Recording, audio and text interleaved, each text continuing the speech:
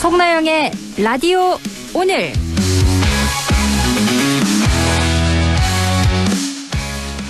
여러분 안녕하십니까? 송나영입니다.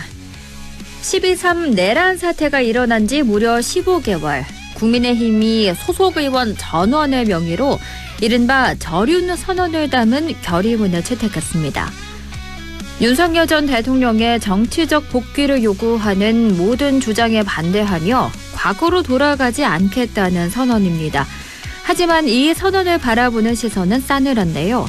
당장 80여일 앞으로 다가온 지방선거에서 몰락의 공포가 눈앞에 닥치자 부랴부랴는 생존용 사과가 아니냐는 지적입니다. 오세훈 서울시장까지 노선을 바꾸지 않으면 공천 신청도 안 하겠다고 배수진을 치자 그제야 나온 사과가 아니냐는 겁니다. 윤석열을 버리면 장동혁도 버리겠다는 강성 지지층의 으름장과 바뀌지 않으면 필패라는 쇄신파의 외침 사이에서 국민의힘이 꺼내든 결의문은 과연 진정한 혁신일까요? 아니면 선거용 변신에 지나지 않는 걸까요? 앞으로의 행동에 달려있겠습니다. 안동문화방송 라디오 오늘 광고 듣고 시작합니다. 기대고 싶은 기대하고픈 저축은행 당신의 기대 저축은행에 기대세요. 기대고 싶은 기대하고픈 저축은행 예금 적금에 대출까지도 저축은행에 기대세요. 기대만큼 기댄 만큼 행복이 온다. 저축은행. 안녕하세요. 배우 이준호입니다. 세상엔 여전히 많은 도움이 필요합니다. 그런데 언제까지 도와야 할까요? 월드비전은 답합니다. 진짜 후원은 후원이 필요 없는 세상을 만드는 일이라고. 함께 꿈꾸면 현실이 됩니다. 후원을 멈추는 후원, 월드비전. 안전화가 이렇게 편해도 돼요? 나도 모르게 집에까지 신고 간다니까요. 우린 발이 건강해야 하니까 안전화 아무거나 못 신어요. 내가 안전해야 가족이 안심하지. 그래서 난 꼭 워킷만 신어. 워킷 안전화를 고집하는 확실한 이유가 있다. 생각의 차이가 만드는 가치 워킷. 워킷 안전화. 미래 에셋 미래 에셋 투자는 미래 에셋 AI 자산 배분 디지털 연금 투자는 더 미래 에셋 증권. 원금 손실 유의, 투자 전 상품 설명서 및 약관 필독. 3월 10일 화요일 라디오 오늘입니다. 일부 이슈 속으로 한 발 더 깊이 들어갑니다. 안상준의 이슈 인사이드 국립경북대 사학과 안상준 교수와 함께하고요. 2부 이슈 오늘에서는 의성군 소식 알아봅니다. 이어서 한 주간의 시사 이슈를 알아보는 시간 최요한의 시사 따라잡기 준비되어 있습니다. 라디오 오늘 유튜브로도 다시 들을 수 있거든요. 많은 애청 바랍니다.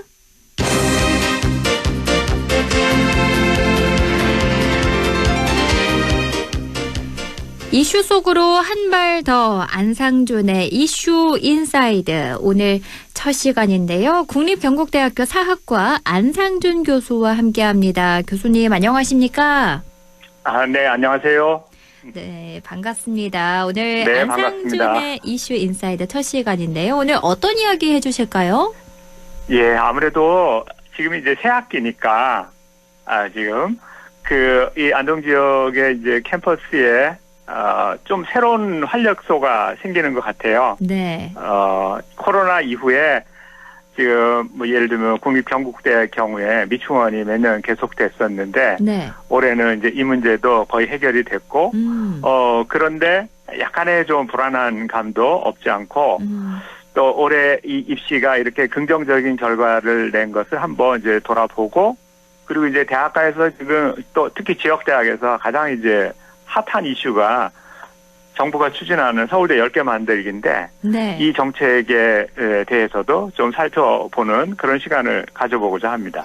일단 우리 국립경북대 이야기부터 좀 해볼게요. 지난 2021년부터 나타난 신입생 미충원 문제가 거의 해소됐다. 이렇게 표현을 해주셨는데요. 이게 어떻게 가능해진 건가요? 네, 뭐 여러 가지 여러 가지 시각으로 이 문제를 볼 수는 있는데요. 일단 올해 이제 발표된 통계를 보면은 네. 신입생 충원율이 거의 100%에 도달했습니다. 이제 문제가 없다는 얘기로 보이는데요. 네.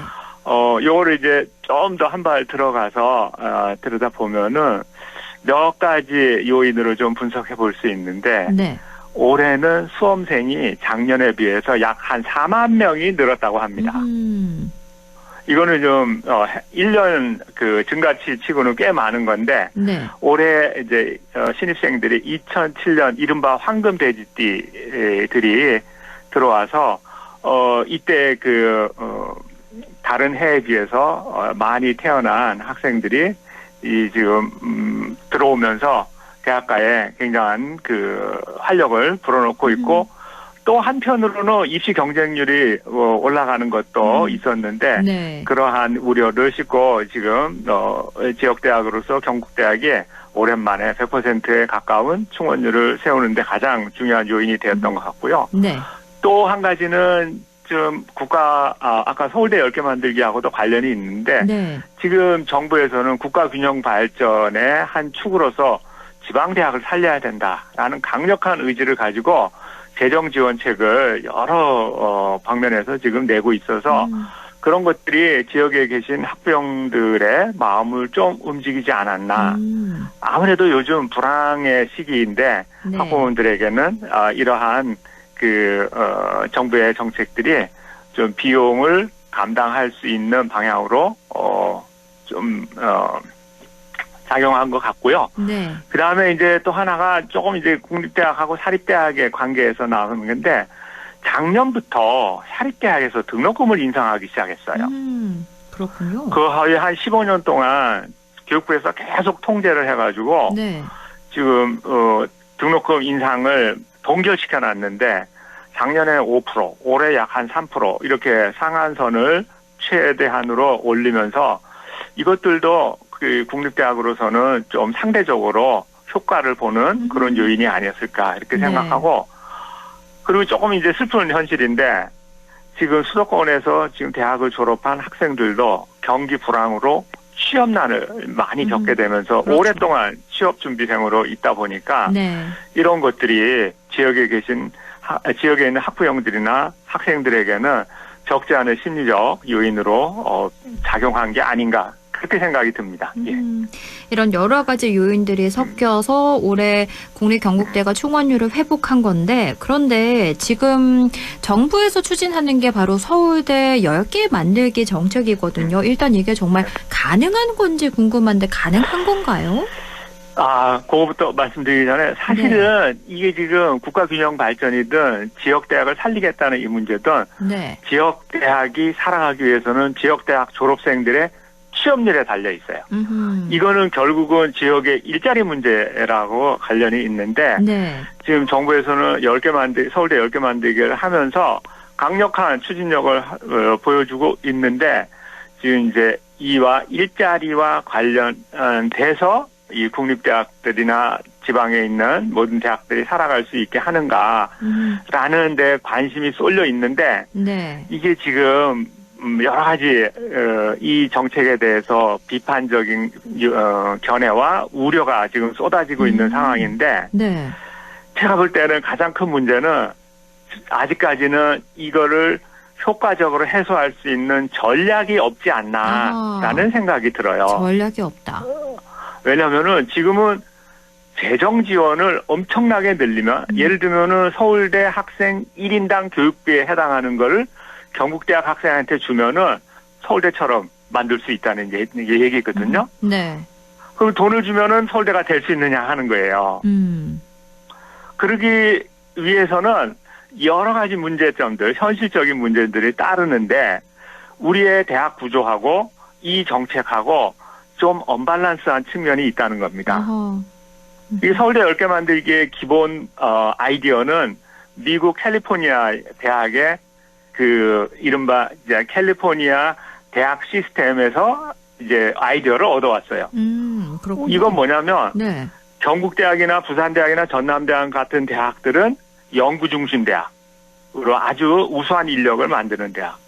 그리고 이제 안동대학, 경북대학이나 그 밖에 이제 이 비거점 대학들의 경우는 또 사립대학의 경우는 교육중심 대학으로 이제 만들고 그리고 그 아래 단계에 많은 이제 사립대학이든 전문대학이든 이런 대학을 직업중심 대학으로 만드는 거예요. 그러려면은 이제 그 9개의 경북대학과 같은 9개의 거점 국립대학을 서울대에 만들듯이 연구중심대학으로 만들면 됩니다. 네. 근데 그건 이제 뭐 여러 가지 면에서 효과도 있고 또 반대할 이유도 전혀 없고 그렇게 됐으면 좋겠어요. 네. 그런데 이제 나머지 대학들을 어떻게 할 건가 하는 게 남아 있는데 정작 경북대학을 어떻게 할 건가 또 저기 전라도에 있는 순천대학을 어떻게 할 건가 하는 그런 전략은 아직 나오지 않았고 네. 더욱더 지금 우려가 되는 거는 지방의 많은 사립대학들을 어떻게 정부가 컨트롤 해가지고 이제 국가가 이런 정책을 추진할 때 그들의 동의를 얻고 같이 갈 수 있는가 하는 건데 그런 면에서는 아직까지는 뭔가 전략이 뚜렷한 게 나온 게 없어서 좀 불안한 요인과 우려가 많이 있습니다. 그렇군요. 이 서울대 10개 만들기 사업이 미국 캘리포니아 대학 체제에서 벤치마킹을 해온 건데 문제는 현재 재정 지원뿐 전략이 없다라는 문제가 있다라고 짚어주셨는데요.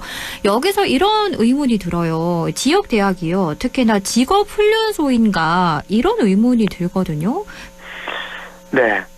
그래서 이제 제가 이제 말씀드린 것처럼 연구중심대학, 교육중심대학 뭐 직업 전문 학교 같은 그런 것들을 이제 시스템으로 만들어 가지고 착착 잘 돌아가면은 정말 좋습니다. 그렇죠, 그렇겠죠. 좀 자기 성적에 맞게, 자기 적성에 맞게 이렇게 가면 좋은데 네. 지금 우리는 오랫동안 사실은 이게 맞는 건지 안 맞는 건지 모르겠지만 뭐 대학을 가리키는 아주 상징적인 용어가 상아탑이었어요. 네. 대학에 가면은 이론을 공부하고 어려운 그 학문을 공부하고 이런 걸로 알고 있었는데. 사실 이것만이 뭐 옳은 길은 아니죠. 그래서 실용적인 학문도 하고 현장 밀착형 그런 학문도 하는 게 바람직한데 네. 이 문제는 이제 이 밸런스예요. 밸런스. 그래서 지난 30년 동안 신자유주의적인 교육 정책이 계속 오면서 경쟁을 계속 시키면서 대학을 육성해라. 졸업생을 또 취업률을 높여라 이렇게 했는데 사실 이러다 보니까 인문학이나 자연과학 쪽의 기초학문이나 네. 이런 것들이 지금 고사 직전에 갔거든요. 그렇죠. 네. 예, 그래서 경쟁에 익숙해진 학생들 그리고 학부형들은 이제 학생들이 인문학을 선택한다. 기초과학을 가겠다. 그러면은 아주 좀 폭언에 가까운 그런 만류를 하면서 네. 이제 그렇게 하기 때문에 제가 최근에 신입생 몇 명하고 대화를 나눴는데 네. 한 학생이 이렇게 얘기하는 거예요. 자기는 사학과에 가고 싶었대요. 그런데 부모가 학교에서 거기 가면은 너 굶고 죽는다 이런 식으로 얘기를 한 거예요. 네, 그런 말씀들 많이 하시죠.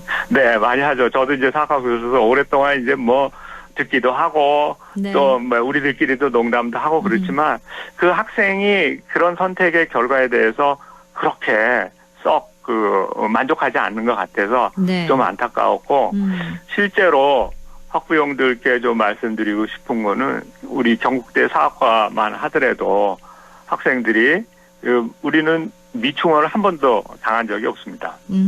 네.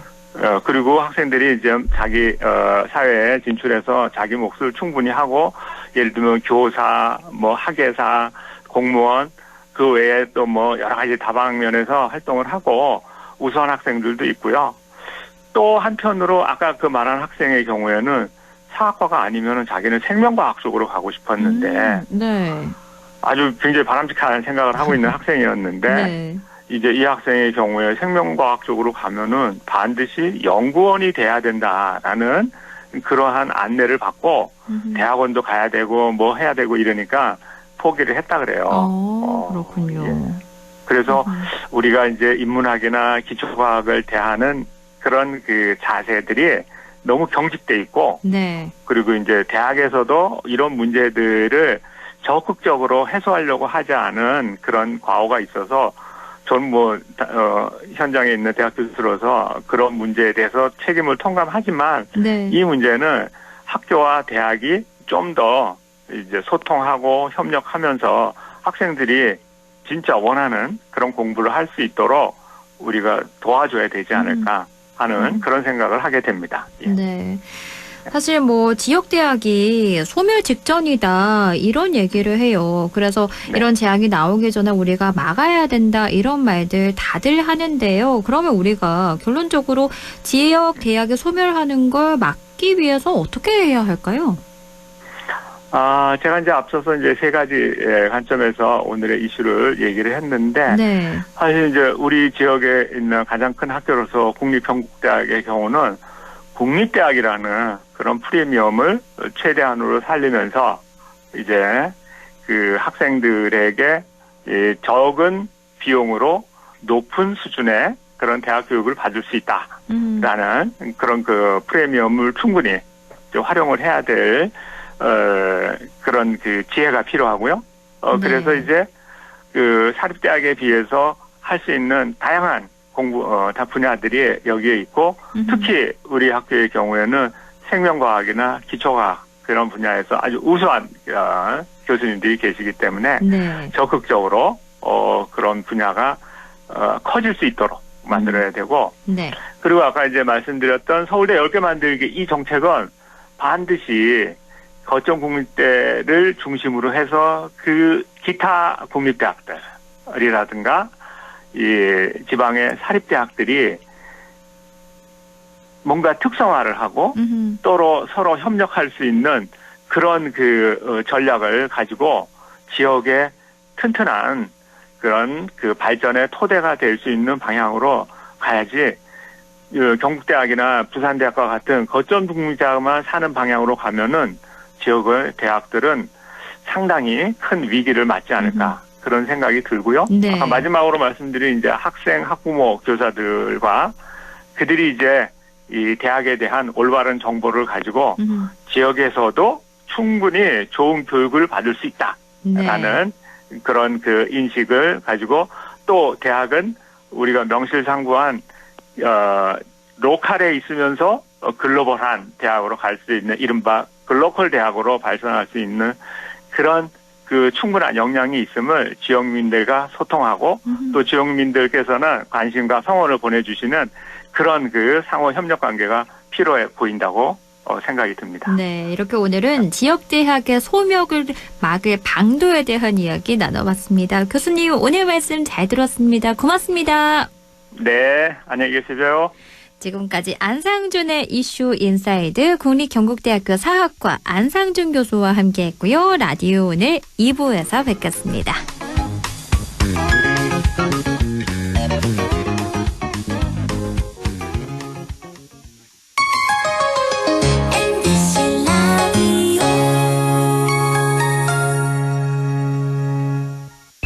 땡긴다 땡겨.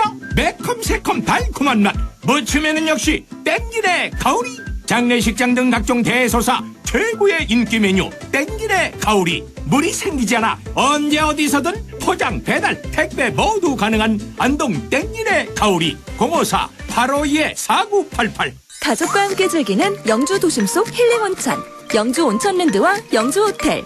하루의 피로를 내려놓고 쉬어가기 좋은 공간에서 온천, 사우나와 숙박을 함께 이용하실 수 있습니다. 숙박, 피트니스, 키즈카페, 찜질방까지 모든 것을 한 번에 즐기는 영주 온천 관광호텔 영주 온천랜드. 예, 며느라. 밥 했어? 설거지 했어? 쓰레기 버렸어? 청소했어? 빨래했어? 개밥 줬어? 아들 낳았어? 딸 낳았어? 아무것도 안 하고 싶다. 이미 아무것도 안 하고 있지만 더 격렬하게 아무것도 안 하고 싶다. 지금은 그냥 라디오만 듣고 싶다. MBC 라디오. MBC 라디오. 라디오 청취자 10명 중 4명이 듣는 방송, 국가대표 라디오 MBC 라디오. 안녕. 그냥 네 생각나서 연락 남겨. 오늘 하늘이 참 예쁘네. 너도 꼭 봤으면 좋겠다. 여기 맛집 왔는데 딱 네 생각이 나더라. 우리 꼭 같이 오자. 누군가에게 이 소리는 단순한 알람이 아닙니다. 우리가 여전히 곁에 있다는 조심스러운 노크입니다. 오늘 연락이 뜸했던 친구, 문득 생각난 가족에게 전화 한 통, 문자 한 줄은 어떨까요? 당신의 작은 두드림이 누군가의 닫힌 문을 여는 열쇠가 됩니다. 공익광고협의회.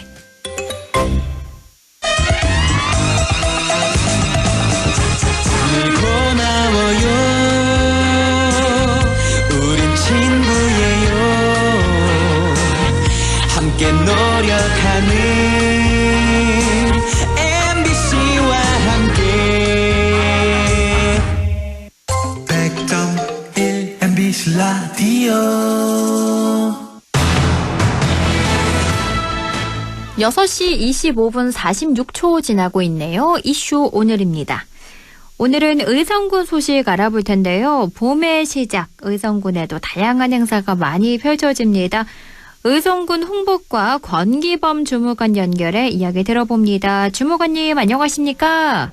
안녕하십니까. 의성군청 홍보과 권기범 인사드립니다. 3월의 의성 첫 번째 소식 어떤 게 있을까요? 예, 3월의 첫 번째 소식은 봄의 시작을 알리는 의성군 산수유 꽃맞이 행사 소식입니다. 올해로 19회째를 맞이한 산수유 꽃맞이 행사는 의성군 사곡면 산수유 마을에서 3월 21일 토요일부터 3월 29일 일요일까지 총 9일간입니다. 가족, 친구, 연인 다 좋습니다. 오셔서 의성의 봄을 느껴보시는 것도 좋을 것 같습니다. 네, 산수유 꽃맞이 행사가 다음 주 토요일부터 시작이니까요. 의성의 봄 가장 먼저 만나보시길 바라고요. 그리고 또 마라톤 소식도 있네요. 예, 제2회 의성 마늘 마라톤 소식입니다. 아쉽게도 모집 공고 일주일 만에 2,000명이 넘는 분들이 신청해 주셔서 모집을 조기 마감했습니다. 예, 의성 마늘 마라톤 조기 마감했지만은 그래도 일시는 3월 28일 토요일이며 집결 시간은 오전 8시 의성 종합체육관입니다. 키로는 5km와 10km 코스 2개가 있습니다. 마라톤 참여하시는 분들은 산수유 마을 꽃맞이 행사와 함께 노란 꽃길을 달려보시는 것도 좋겠습니다. 혹시 추가 모집 계획은 없나요? 네, 마라톤이 3월 28일에 시작합니다. 네. 기간이 조금 남은 만큼 혹시나 중간에 취소하시는 분들이 생기면 추가 모집 공고를 띄우거나 당일 현장 접수도 가능합니다. 그렇군요. 이렇게 마라톤 하시는 분들 봄바람 맞으면서 산수유와 함께 달리시고 건강 챙기고 추억도 챙기시길 바랍니다. 그리고 다음 소식은 숲속 야영장을 오픈한다는 소식인데요. 언제 문을 여나요?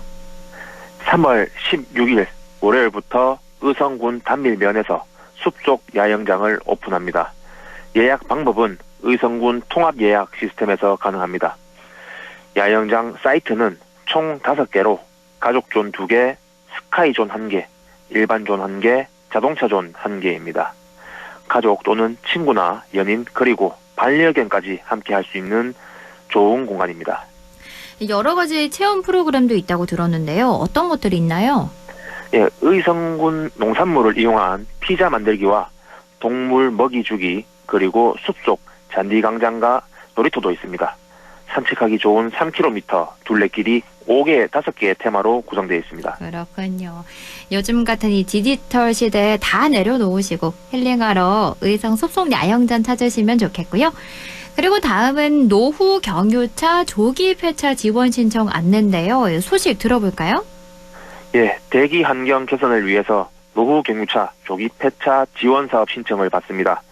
신청 기간은 3월 13일 금요일까지이고 지원 대상은 4등급 경유차와 5등급 자동차 그리고 노후 건설 기계입니다. 신청 방법은 의성군청 환경과로 오시면 됩니다. 방문 시에 자동차 등록증과 신분증을 꼭 챙겨주시면 감사하겠습니다.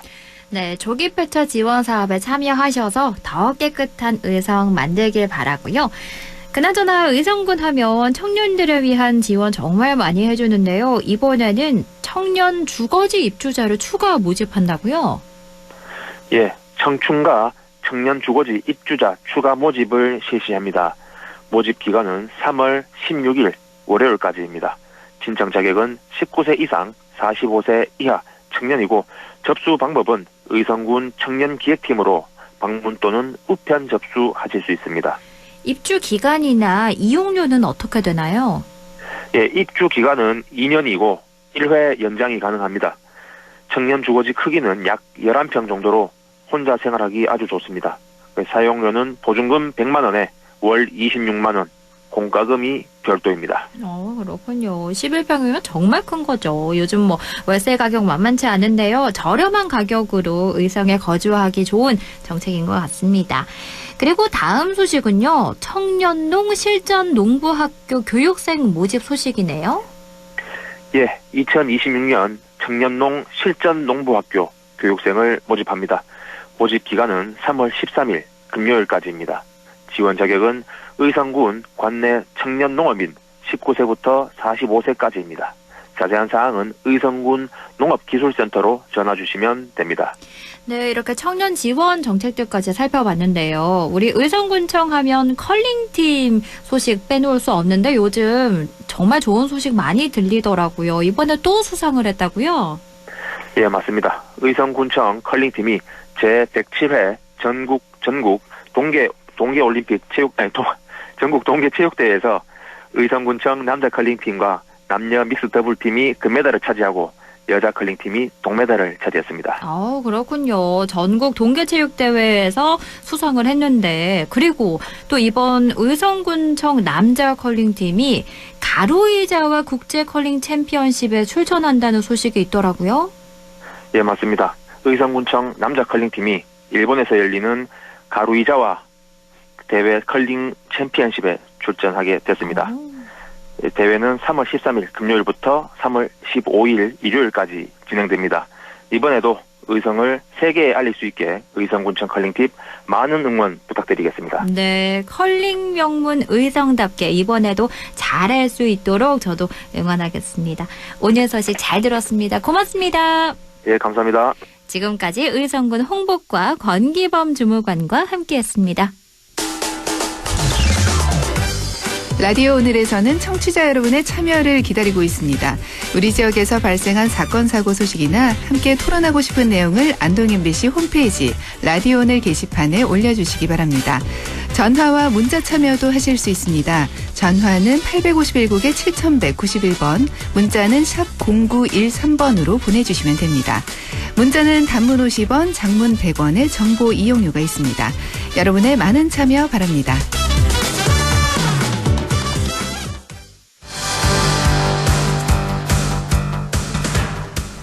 시사 이슈를 함께 이야기해 봅니다. 지난 1일부터 원칙적으로 출입이 금지됐던 식당과 카페 내 반려동물 출입이 제한적으로 허용됐습니다.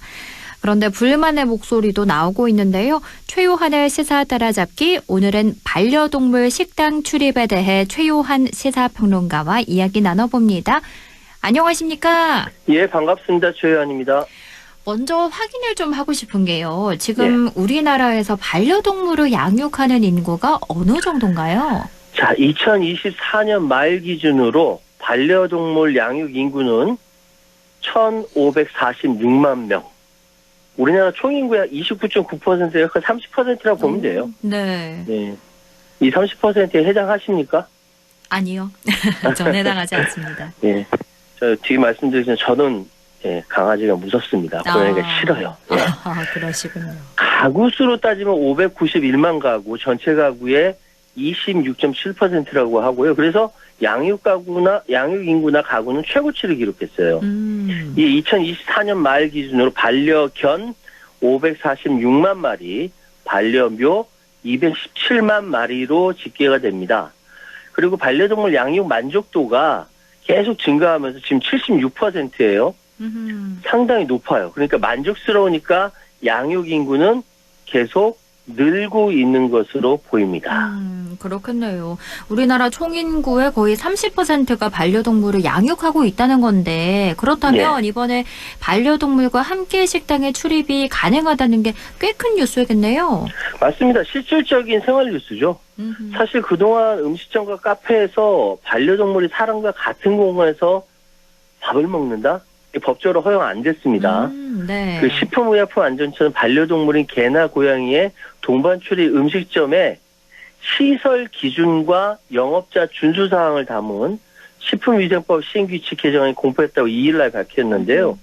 3월 1일부터 시행됐고 네. 이후 일반 음식점, 휴게 음식점, 제과점을 운영 중이거나 또는 이제 새로 개업하는 영업자 가운데 위생과 안전관리 기준을 충족한 경우 반려동물 동반 출입 음식점으로 운영할 수 있게 됐습니다. 그동안은 음식을 조리 취급하는 공간과 동물이 머무는 공간을 딱 분리해야 한다는 원칙에 따라서 반려동물 출입이 금지됐어요. 그러니까 이게 제일 중요해요. 네. 음식을 조리하고 취급하는 공간 그리고 동물이 머무는 공간을 분리해야 된다. 그러니까 이제 이렇게 시설 기준을 갖추고 이를 희망하는 업소에 한해 적용된다라고 하고요. 또 이제 뭐 희한한 그 반려동물을 키우시는 분들이 많은데 네. 개와 고양이에 한정해서 그렇습니다. 아, 그렇군요. 이 반려동물도 개와 고양이에 한정된다라고 해주셨는데 사실 반려동물 양육하는 사람 입장에서는 반려동물 데리고 카페나 음식점 가야 할 경우가 종종 생기거든요. 그런데 그동안은 이게 불법이었다는 거죠? 그렇습니다. 그동안 이제 식당 출입에 대해서 좀 변화가 있었는데 2023년 이전에는 명백하게 불법이었어요. 그러니까 식품위생법상 아까 말씀드렸죠. 분리해야 된다고. 네. 예외 조항이 없기 때문에 반려동물과 같은 테이블에 밥 먹는데 이 자체 불법이었고 그래서 어떤 일이 있었냐면 이걸 신고하는 사람이 있었어요. 그래요. 근데 애견 카페는 신고가 없어요. 네. 왜냐? 강아지나 고양이를 키우는 사람이 애견 카페 이런 데 갈 일이 없거든요. 네. 문제가 됐던 그냥 일반 카페인데 반려견 동반 가능 이런 데 일반인들이 주가 되는 데잖아요. 그렇죠. 반려견 들어갈 경우 그걸 또 신고하는 거예요. 비반려인들이. 그래서 반려인들이 그 업주 사장님께 굉장히 죄송한 마음을 가지고 있었는데 이런 일들이 많이 있다 보니까 2023년부터 2025년 사이에 규제 샌드박스를 시행한 겁니다. 규제 샌드박스. 그러니까 신산업이나 신기술 분야에서 새로운 제품이나 서비스를 위해 일정 조건에서 기존 규제를 면제하거나 유예시켜주는 제도 이걸 시행한 거예요. 그래서 정부의 승인을 받은 일부 업체만 시범적으로 허용했습니다. 이게 2023년과 2025년 사이에 이루어졌고요.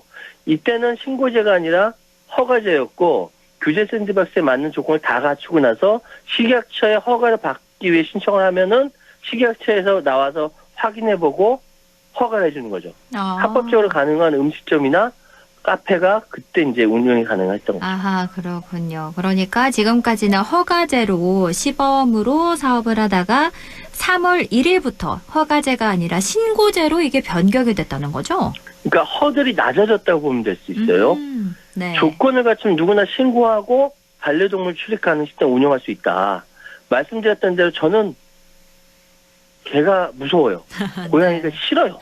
네. 취향은 존중돼야 되지 않습니까? 그렇죠. 그런데 반려동물과 함께 살아야 한다. 내가 싫어도 견뎌줘야 된다라는 생각은 분명해요. 예.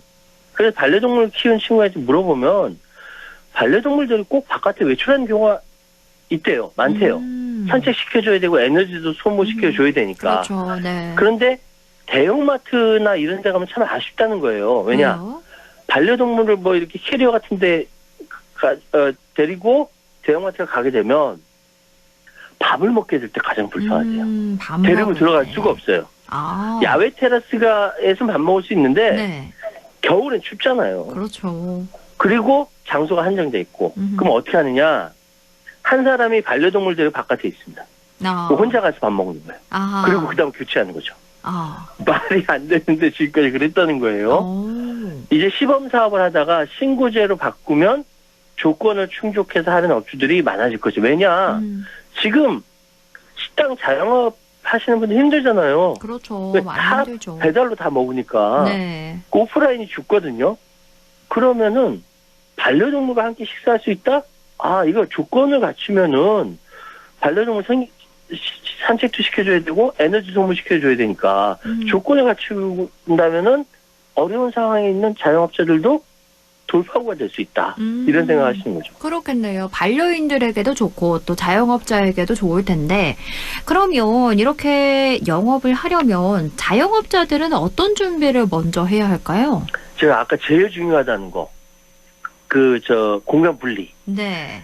식품 취급 시설 분리가 제일 중요합니다. 아하. 조리 공간과 식재료 창고에는 반드시 울타리나 칸막이를 설치해야 합니다. 그래서 개나 고양이가 들어올 수 없도록. 네. 그리고 두 번째, 이런데 일반 음식점인데 들어왔다고 그냥 풀어놓으면 안 돼요. 전용 공간이 따로 있습니다. 전용 의자나 공간이 있어야 돼요. 네. 그리고 목줄로 반려동물을 이동을 제한하는 고정장치가 반드시 있어야 됩니다. 그리고 반려동물 전용 식기가 따로 사람과하고 동물과하고 구분이 돼 있어요. 같이 못합니다. 네. 그리고 빵이나 음식이 전시되어 있을 경우 반드시 음식 덮개가 필수적이에요. 네. 물론 이거 신경 안 쓰는 사람도 있지만. 그리고 이제 입구에 반려동물 출입 가능 업소를 반드시 고지해야 됩니다. 왜냐?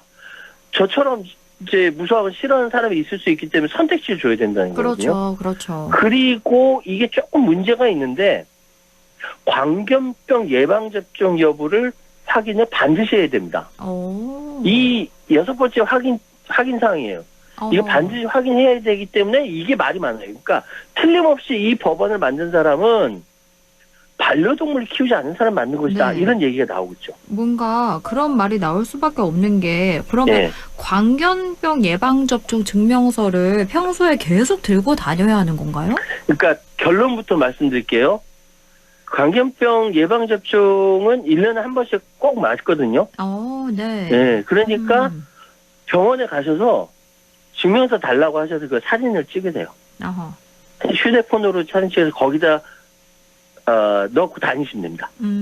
광견병은 사람과 동물이 다 걸린 인수 공통 감염병이거든요. 네. 그러니까 물리면 이제 그렇게 전파가 되는데 우리나라에서 마지막으로 경기도에서 2004년에 발생했습니다. 이후 지금까지 광견병 발생하지 않았어요. 무려 22년 전이고 이게 사람에 한해서. 네. 그리고 동물 같은 경우는 2013년 2월에 마지막으로 발생했어요. 경기도 화성시와 수원시 경기에서 광견병에 걸린 야생 너구리와 접촉한 유기견 그리고 유기묘에게서 고양이한테 마지막으로 보고됐습니다. 그렇군요. 광견병이 어떻게 생기냐면요. 너구리가 객과동물인데 종숙주예요. 영어로 파이너 포스트. 너구리는 광견병에 걸려도 죽지 않아요. 그래요. 근데 이 너구리가 개를 물면 개가 광견병에 걸려서 죽습니다. 마지막에 미친다 해서 광견병인데 그 광견병이 사람을 물면 사람도 죽어요. 이 마지막 2004년에 발생했다고 말씀드렸죠. 네. 동물은 2013년. 그래서 우리나라는 세계동물보건기구에서 광견병 청정국 지위를 오랫동안 유지했어요. 근데 정말 우리 희박하게라도 광견병을 걱정해야 될 곳은 대한민국이 아니라 북쪽의 DMZ. 비무장지대. 왜냐면 북한이 광견병 관리 잘 못한다는 일이 알려지고 있기 때문인데 그 광견병에 걸린 너구리가 북한이든 아니면 DMZ든 통과해서 우리나라로 넘어와서 개나 고양이를 물었다. 네, 그런 광견병에 걸리는 거예요. 이게 경기도 최북부나 강원도 북부 이런 데 조금 걱정할 수 있는데 네. 지금 우리가 살고 있는 대한민국에서는 광견병 걱정할 필요가 별로 없다라고 전문가들은 이야기하고 있습니다. 그렇군요. 이게 그런 상황인데 무조건 광견병 예방접종을 한다? 네. 그러니까 이 법안을 반려동물 키워본 적 없는 사람이 법을 만들었다라고 말이 나는 거죠. 그래서 제가 방금 말씀드린 대로 네. 예방접종 증명서 검사라고 하니까 광견병 접종한 동물병원에 가서 접종 기록 달라. 네. 그 휴대폰을 찍어서 이거를 이제 보여주시면 됩니다.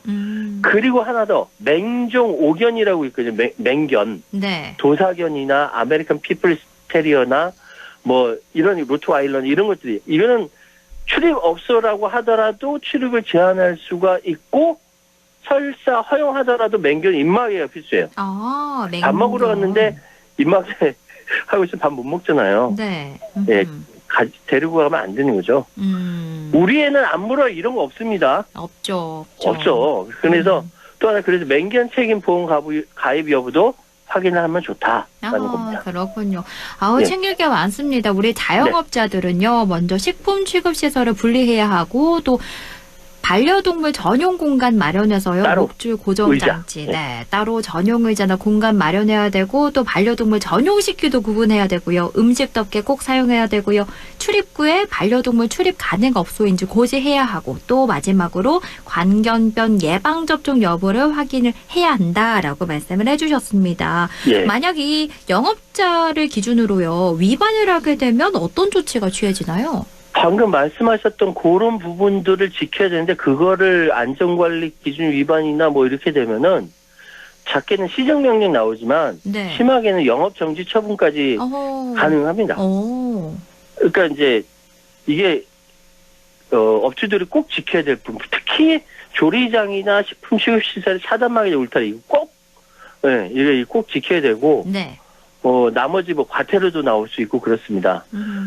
특히 동물 이제 같이 밥 먹을 수 있어야 기분 좋다 풀어주면 안 됩니다. 꼭 다른 동물과 접촉하지 않도록 적격용 식탁 통로 관계 충분히 유지해서 여기 있어야 되고 아니면 시정명령 처분받고 그렇습니다. 예, 우리 애는 안 물어요. 뭐 이런 거 없습니다. 네.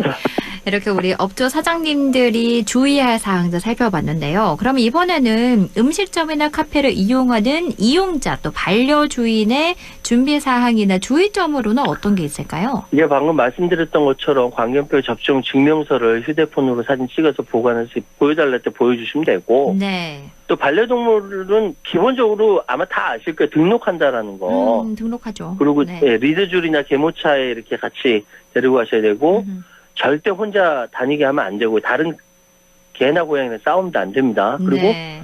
뭐 다들 잘 지키시지만 매너와 청결은 기본이죠. 패티켓이라고 합니다. 그렇죠. 그리고 공고사항이긴 한데 반려동물 배상책임보험 펫보험에 가입하는 거 좋다라고 얘기합니다. 그렇군요.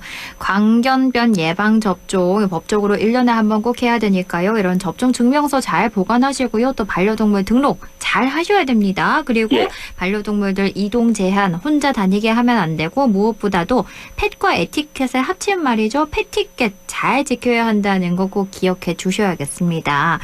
그런데요. 오히려 이 법들이 시행된 이후로요. 반려동물 동반 식당이 반려동물을 허용하지 않기로 했다. 이런 보도도 나오던데요? 예, 오해 때문에 그렇습니다. 기존의 반려동물 출입을 아름아름 해주었던 영세한 업장들이 네. 출입 허용 기준을 맞추기 어렵다. 아하. 뭐 이런 걸로 반려동물 정말 오히려 철회하게 되는 것이다. 법이 뭐 이러냐? 뭐 이런 보도가 나왔어요. 네. 아까 말씀드렸죠. 2024년부터 2025년 사이에 규제 샌드박스로 운영되었던 그 시범 사업을 했던 소수업장을 제외하고는 원칙적으로 허용이 되지 않았는데 이번에 규제 샌드박스를 진행해 본 결과 긍정적 효과가 있다고 해서 법 시행을 하게 된 거거든요. 근데 시행이 되니까 이런 오해가 있었어요. 규정을 어기면 무조건 5일 영업 정지된다. 네. 식품 취급시설 반려동물 출입을 통제하도록 업소 리모델링 공사를 해야 된다. 이런 오해가 있어서 오히려 이 업주분들께서 이거 돈도 많이 있는데 이거 왜 해? 하면서 오히려 막았다라는 거죠. 그렇군요. 나중에 이제 나온 거 보면 새로 도입되는 이 규정 보시면요. 이게 그렇게 막 엄청나게 리모델링하고 뭐 그거 아니거든요. 네. 그러니까 오히려 양육 인구가 우리나라의 전체 인구의 30%나 되고 오히려 자영업자분들에게는 돌파구도 될 수 있는 상황이기 때문에 그럼에도 불구하고 새로 도입되는 규정으로 인해서 당분간 업소가는 혼란은 불가피해 보여요. 네. 약간의 이제 혼란이 있을 수 있지 않겠습니까? 네. 이런 상황에서 그런 오해가 있었기 때문에 잘 보도 지침이나 이런 거 보시면 보도자료 보시면 충분히 할 수 있다라는 생각이 들고요. 네. 식약처는 2년간 300개 업체의 반려동물이 동반 출입하면서 위생과 안전에 대해서 충분히 검증이 됐고 시범 효과도 역시 확인이 됐기 때문에 운영 의사를 밝힌 영업장 448개에 대해서도 정부에서도 컨설팅을 지원한다라고 약속을 했습니다. 네. 그리고 제도 도입 초기인 만큼 현장 수용성을 높이기 위해서 영업자들의 의견을 청취하고 제도가 안정적으로 안착할 수 있도록 적극적으로 도울 것이라고 얘기했는데 네. 사실 세계적으로도 선진국에서도 이렇게 반려견이나 반려묘랑 같이 식당에 가서 이렇게 하는 데가 많지가 않대요. 우리가 사실상 이렇게 처음 길을 내는 거거든요. 어디나 새로운 길을 이렇게 낼 때는 진통이 있는 것 같습니다. 그렇죠. 네. 예, 이런 거 잘 보시고 시행하시면 될 것 같습니다. 네, 이렇게 오늘은 지난 1일부터 시행된 반려동물 식당 출입에 대해 이모저모 알아봤습니다. 고맙습니다. 예, 감사합니다. 지금까지 최요한 시사평론가와 함께했습니다.